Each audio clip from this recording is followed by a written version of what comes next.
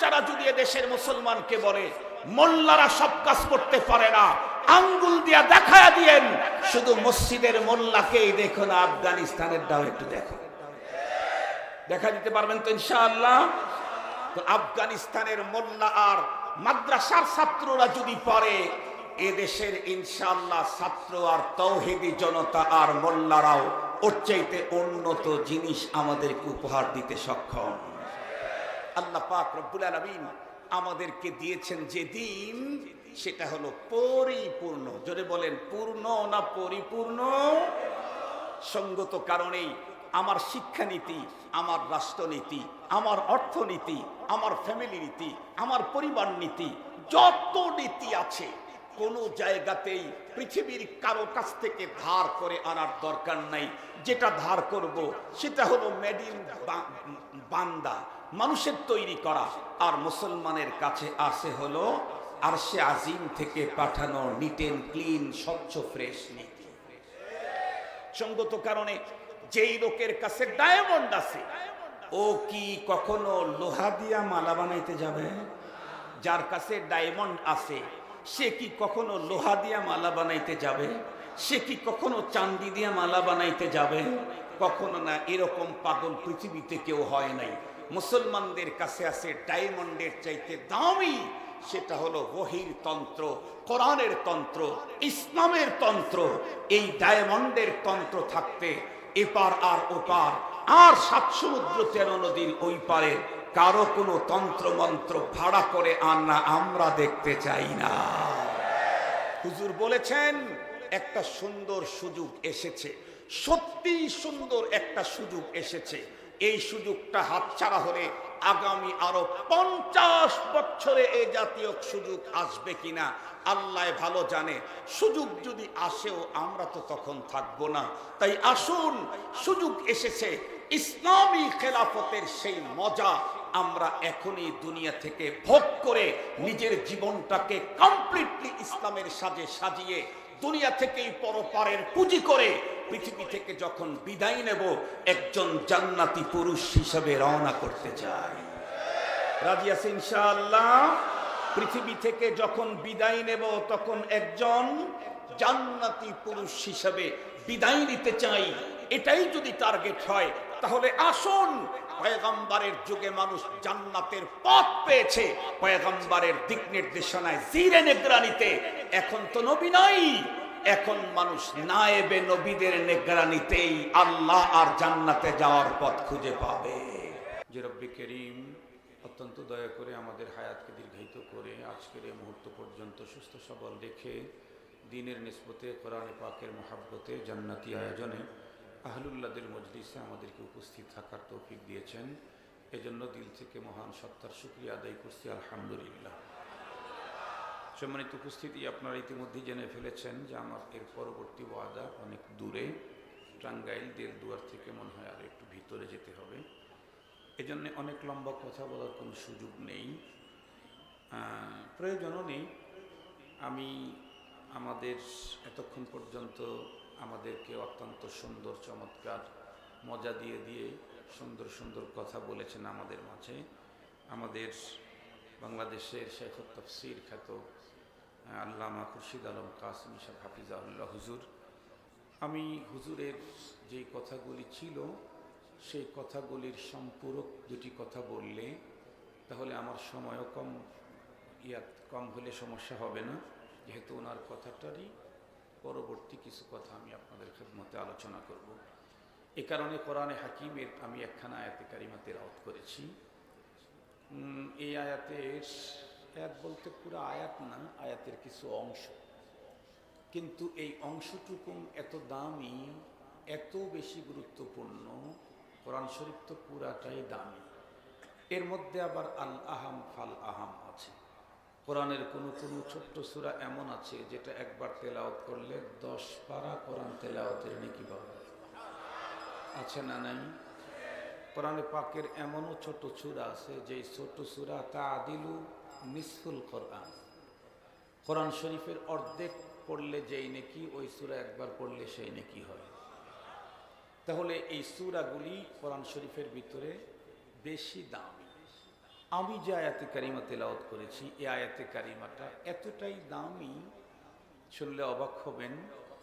এই আয়াতে কারিমাটা এত বেশি দামি, আমিরুল মুমিনিন হযরত ওমর ফারুক রাদিয়াল্লাহু তাআলা আনহুর কাছে এক ইহুদি এসে একদিন বলতেছিল, আমিরুল মুমিনিন জি, আপনাদের ধর্মীয় কিতাবে এমনই একটা আয়াত আছে, যেই আয়াতে কারিমাটা যদি আমাদের ধর্মীয় কিতাবে নাজিল হইতো তাহলে এই আয়াত নাজিলের দিনটা আমরা ঈদের দিন বানিয়ে ফেলতাম। আবারও বলছি কথাটা যাতে করে কারো ছুটে না যায়।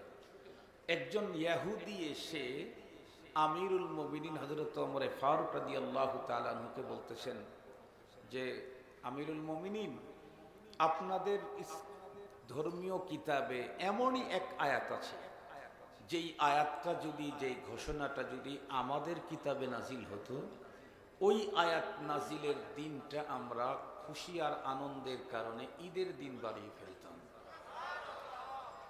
সে আয়াতে কারিমা কোনটা? আমি যেই যতটুকুন তেলাওয়াত করেছি এতটুকুন। এটা একটা বড় আয়াতের অংশ। হযরত ওমর রাদিয়াল্লাহু তাআলা আনহু তখন তাকে কি উত্তর দিলেন? তাকে উত্তর দিলেন, এ মিয়া, তুমি তো বলতেছো যে এই ঘোষণা তোমাদের আসমানি গ্রন্থে নাজিল হইলে নাজিল হওয়ার দিনটাকে তোমরা ঈদের দিন বানিয়ে ফেলতে। তুমি কি জানো এই আয়াতে কারিমা আল্লাহ পাক কোন দিন নাজিল করেছেন? ইহুদি বলে, না তো।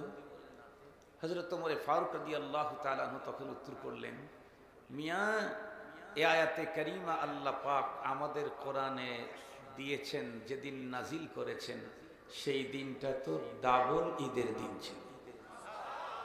তোমরা তো সিঙ্গেল ঈদ বানাইতে, আর আল্লাহ এই আয়াতকে নাজিল করতেই ডাবল ঈদের দিনে নাজিল করেছেন।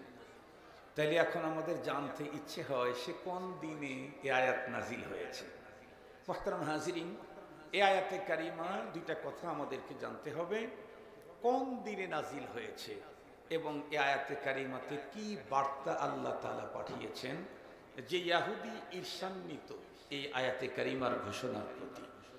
মুহতারাম হাজিরিন, প্রথমটার উত্তর হলো আয়াতে কারিমা এটি তেলাওয়াতকৃত কোরআনের এই অংশ আল্লাহ পাক নাজিল করেছেন আমাদের মহানবী সাল্লাল্লাহু আলাইহি ওয়াসাল্লামের বিদায়ী হজে আরাফার মাঠে। ওই দিন জুমাবার ছিল, আসরের নামাজের পর। একে তো আরাফার দিন, তারপরে আবার জুমার দিন এই আয়াতে কারিমা নাজিল করেছেন। জুমার দিন মুসলমানদের সাপ্তাহিক, একটু জোরে বলেন না, জুমার দিন মুসলমানদের সাপ্তাহিক, ঈদের দিন এক ঈদ, আরাফা আর একটা ঈদ, আরাফা আর একটা ঈদ। একে তো আরাফা, তারপরে আবার জুমা, ডাবল ঈদের দিনে আল্লাহ পাক কোরআনে পাকের এই মেসেজটাকে পৃথিবীতে নাজিল করেছেন।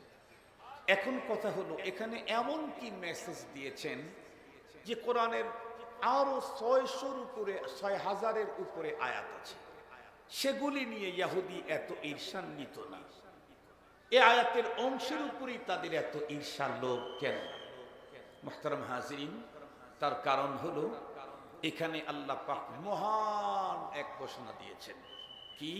আল্লাহ তাআলা বলেন, আল ইয়াউমা আকমালতু লাকুম দীনাকুম ওয়া আমি তো আয়াত তেলাওয়াত করি নাই, সরি।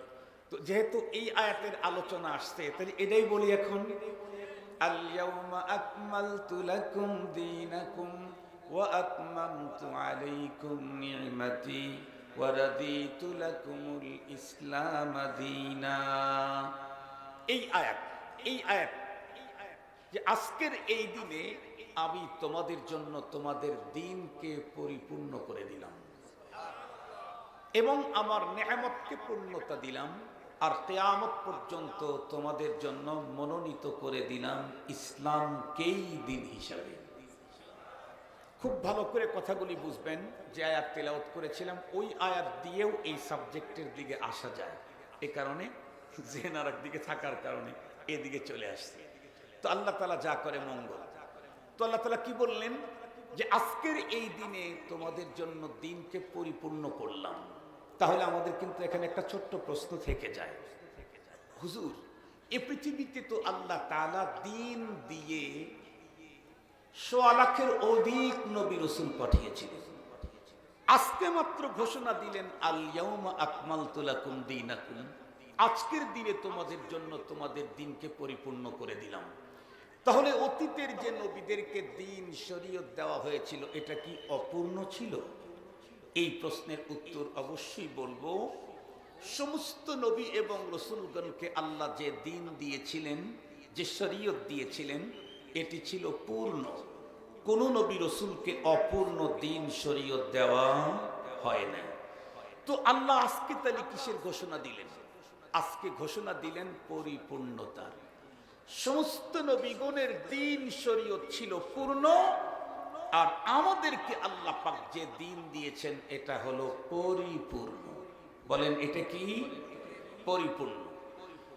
পূর্ণতার পরেও পূর্ণতার একটা অপশন বাকি থাকে, সেটা হলো পরিপূর্ণ। পরিপূর্ণতার পরে আর কোন পূর্ণতার অপশন থাকে না। এ কারণেই তো আমার রাসূলের পরে আর কোন রাসূল আসার সম্ভাবনা নেই। আমাদের কিতাবের পরে আর কোন কিতাব আসার সম্ভাবনা নাই। আমাদের শরীয়তের পরে আর কোন শরীয়ত আমদানির সম্ভাবনা নাই। আমাদের নবীর পরে আর কোন নবী আসার সম্ভাবনা নেই। কেন?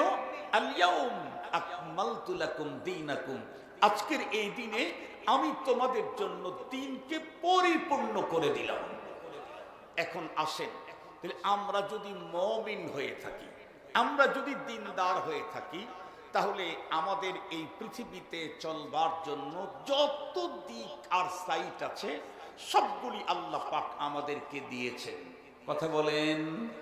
যেহেতু পরিপূর্ণ দিন পেয়েছি, সঙ্গত কারণেই আমি বাইরের থেকে কোনো সভ্যতা সংস্কৃতি ধার করে আনার প্রয়োজন, শুধু প্রয়োজন নাই না, পারমিশনও, আবার বলেন পারমিশনও নাই। আল্লাহ পাক বলেন ইয়া আইয়ুহাল্লাযীনা আমানু দুখুলু ফিস-সিলমি কাফা, হে ঈমানদার তোমরা ইসলামের ভিতরে পুরোপুরি ঢোকো। তার মানে এর বাইরে যাওয়ার পারমিশন, কথা বলেন, বাইরে যাওয়ার পারমিশন প্রয়োজনও নাই। কেন?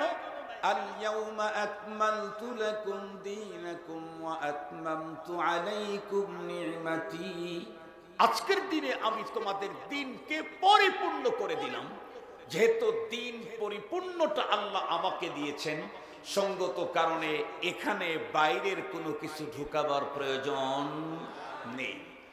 খুব ভালো করে বুঝবেন, ইসলাম মুসলিমকে জীবনের শুরু থেকে, জন্মের আগ থেকে মৃত্যুর পর পর্যন্ত একজন মানুষের জীবনের যত দিক, যত সাইড, যত সাবজেক্ট, যত অপশন, যত ফাংশন আছে সবগুলাতেই স্পষ্ট নীতিমালা দিয়েছে। আল ইয়াউমা আকমালতু লাকুম, পরিপূর্ণতা দিয়েছেন। একজন মানুষ এই পৃথিবীতে ঘুমাবে কেমনে এ পদ্ধতি ইসলাম তাকে দিয়েছে। একজন মানুষ এই পৃথিবীতে হাঁটবে কেমনে সেই পদ্ধতি ইসলাম দিয়েছে। এই পৃথিবীতে একজন মানুষ হাসবে কেমনে একজন মুসলিম সেই পদ্ধতি দিয়েছে। এই পৃথিবীতে একজন মানুষ কান্না করবে কেমনে ইসলাম তাকে সেই পদ্ধতি দিয়েছে। একজন মানুষ আর একজনের সাথে দেখা হলে চলবে কেমনে, বলবে কেমনে ইসলাম সেই পদ্ধতি দিয়েছে। একজন মানুষ নারী হলে পোশাক পরবে কেমনে সেই পদ্ধতি দিয়েছে। একজন মানুষ পুরুষ হলে পোশাক পরবে কেমনে সেই পদ্ধতি দিয়েছে। ইভেন মানুষটা মরার পরে নারীকে কয় পোশাকে কবরে দিতে হবে সে অপশন দিয়েছে। পুরুষকে কয়েক কাপড়ে কবরে দিতে হবে সেই অপশন দিয়েছে। ভালো করে বুঝবেন, জন্মের সময় পদ্ধতিগুলি আমরা মানি, মৃত্যুর পরের পদ্ধতি ইসলামেরটাও মানি। এ পর্যন্ত যত বড় আধুনিকা কোনো নারী মারা যাক না কেন, সে যদি মুসলিমা হয়ে থাকে, সে যদিও প্যান্ট শার্ট পরেছে তাই বলে তাকে দুই কাপড়ে কেউ দাফন করে না। কয় কাপড়ে দাফন করে? কথা বলেন। পর্দা করুক আর না করুক, বোরকা পরুক আর না পরুক, যে বলছে আমি মুসলিম তার ইন্তেকালের পরে কাপড় 5টার পরিবর্তে 2টা দেয়। কয়টা দেয়? আবার বলেন কয়টা? তাহলে মৃত্যুর পরের কাপড়ের অপশনটা শরীয়ত যা বলেছে সবাই তাই মানে। মৃত্যুর আগেও অনেক ক্ষেত্রে আমরা ইসলাম মানি। মুহতারাম হাজরিন, যেই ইসলাম আমাকে খাবারের পদ্ধতি দিল, যেই ইসলাম আমাকে পথ চলার পদ্ধতি দিল, যে ইসলাম আমাকে হাসি আর কান্নার পদ্ধতি দিল, যে ইসলাম আমাকে পানি পান করবার পদ্ধতি শিখালো, যে ইসলাম আমাকে পেশাব করার পদ্ধতি শিখালো, যে ইসলাম আমাকে পায়খানা করার পদ্ধতি শিখালো, যে ইসলাম আমাকে ঘরে ঢুকার পদ্ধতি শিখালো, যে ইসলাম আমাকে ওয়াশরুমে ঢুকার পদ্ধতি শিখালো, সেই ইসলাম কি আমাকে রাষ্ট্র পরিচালনার পদ্ধতি দেয় নাই? আর একটু জোরে বলেন, দেয় নাই? খুব ভালো করে বুঝবেন, রাষ্ট্র পরিচালনার পদ্ধতি যদি ইসলাম দিয়ে থাকে, তাহলে দাদা বাবুদের কাছ থেকে কোনো তন্ত্র মন্ত্র ধার করার পারমিশনও নাই, প্রয়োজনও নাই। শুধুমাত্র কেবলমাত্র দাদা বাবুদের কাছ থেকে দেশ পরিচালনার পদ্ধতি আনার পারমিশন আর প্রয়োজন নাই তা নয়, দাদা বাবুদেরকে হটায়া সাদা চামড়ার ওই পারের কারো তন্ত্র মন্ত্র মুসলমানের জন্য পারমিশন নাই, প্রয়োজনও নাই। সঙ্গত কারণে স্পষ্ট বার্তা, সঙ্গত কারণে স্পষ্ট বার্তা, আজকের এই আধুনিক পৃথিবীতেও মানব রচিত তন্ত্র মন্ত্র দিয়ে কোন রাষ্ট্র অল্প দিনের ভিতরে ওই পরিমাণের স্বাবলম্বী আর সফল হতে পারে নাই যেই পরিমাণের সফলতা অর্জন করেছে আফগানিস্তানের মোল্লার ছাত্ররা। আজকের পৃথিবী তাকিয়ে আছে, একদম হোপলেস হয়ে গেছে, অবাক চিত্তে তাকিয়ে আছে। যেই দেশটা 2 যুগ পর্যন্ত শুধুমাত্র আক্রমণ আর আক্রমণে ঝাঁঝরা ঝাঁঝরা করা হলো, কখনো এ কখনো সে লুণ্ঠন করলো, সেখান থেকে ছিনে নিল লক্ষ মানুষের জীবনকে, যেই দেশটাকে ঝাঁঝরা করে ফেললো আঘাতের পরে আঘাতে, সেই দেশের মোল্লারা মাত্র 3-3.5 বছরে যে অগ্রগতি উন্নতি সাধন করেছে, আমেরিকার বাবাও তা পারে নাই। আবার বলেন, আমেরিকার বাবা পারে নাই। ওই পারের চামচারা যদি দেশের মুসলমানকে বলে মোল্লারা সব কাজ করতে পারে না, আঙ্গুল দিয়া দেখায়া দিয়েন, শুধু মসজিদের মোল্লাকেই দেখো না, আফগানিস্তানের দাও একটু দেখো, দেখা দিতে পারবেন তো ইনশাআল্লাহ? তো আফগানিস্তানের মোল্লা আর মাদ্রাসার ছাত্ররা যদি পারে, এদেশের ইনশাআল্লাহ ছাত্র আর তাওহীদি জনতা আর মোল্লারাও ওর চাইতে উন্নত জিনিস আমাদেরকে উপহার দিতে সক্ষম। আল্লাহ পাক রব্বুল আলামিন আমাদেরকে দিয়েছেন যে দিন, সেটা হলো পরিপূর্ণ। জোরে বলেন, পূর্ণ না পরিপূর্ণ?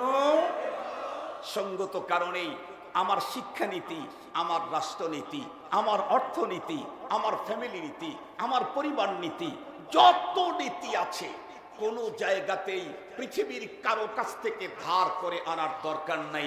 যেটা ধার করব সেটা হলো মেড ইন বান্দা, মানুষের তৈরি করা। আর মুসলমানের কাছে আসে হলো আরশে আজিম থেকে পাঠানো নিট এন্ড ক্লিন, স্বচ্ছ ফ্রেশ নীতি। সঙ্গত কারণে যেই লোকের কাছে ডায়মন্ড আছে, ও কি কখনো লোহা দিয়া মালা বানাইতে যাবে? যার কাছে ডায়মন্ড আছে, সে কি কখনো লোহা দিয়া মালা বানাইতে যাবে? সে কি কখনো চাঁদি দিয়া মালা বানাইতে যাবে? কখনো না। এরকম পাগল পৃথিবীতে কেউ হয় নাই। মুসলমানদের কাছে আছে ডায়মন্ডের চাইতে দামি, সেটা হলো ওহীর তন্ত্র, কোরআনের তন্ত্র, ইসলামের তন্ত্র। এই ডায়মন্ডের তন্ত্র থাকতে এপার আর ওপার আর 7 সমুদ্র 13 নদীর ওই পারে কারো কোনো তন্ত্র মন্ত্র ভাড়া করে আনা আমরা দেখতে চাই না। হুজুর বলেছেন, একটা সুন্দর সুযোগ এসেছে, সত্যি সুন্দর একটা সুযোগ এসেছে। এই সুযোগটা হাতছাড়া হলে আগামী আরো 50 বছরে এই জাতীয় সুযোগ আসবে কিনা আল্লাহ ভালো জানে। সুযোগ যদি আসেও আমরা তো তখন থাকবো না। তাই আসুন, সুযোগ এসেছে, ইসলামী খেলাফতের সেই মজা আমরা এখনই দুনিয়া থেকে ভোগ করে নিজের জীবনটাকে কমপ্লিটলি ইসলামের সাজে সাজিয়ে দুনিয়া থেকেই পরপারের পুঁজি করে পৃথিবী থেকে যখন বিদায় নেব, একজন জান্নাতি পুরুষ হিসেবে রওনা করতে চাই। রাজি আছেন ইনশাআল্লাহ? পৃথিবী থেকে যখন বিদায় নেব তখন একজন জান্নাতি পুরুষ হিসেবে বিদায় নিতে চাই, এটাই যদি টার্গেট হয় তাহলে আসুন, পয়গম্বরের যুগে মানুষ জান্নাতের পথ পেয়েছে পয়গম্বরের দিক নির্দেশনায় জিরে নিগরানিতে। এখন তো নবী নাই, এখন মানুষ নায়েবে নবীদের নিগরানিতেই আল্লাহ আর জান্নাতে যাওয়ার পথ খুঁজে পাবে। নবীর যুগে নবীকে বাইপাস করে যেমন কেউ আল্লাহ পায় নাই, জান্নাতে যায় নাই, নবীজির অবর্তমানে নায়েবে নবীর যুগে নায়েবে নবীকে বাইপাস করে মাইনাস করে কেউ আল্লাহ পেতে পারে না, জান্নাতে যেতে পারে না। ওয়া আখিরু দাওয়ানা আনিল হামদুলিল্লাহি রাব্বিল আলামিন।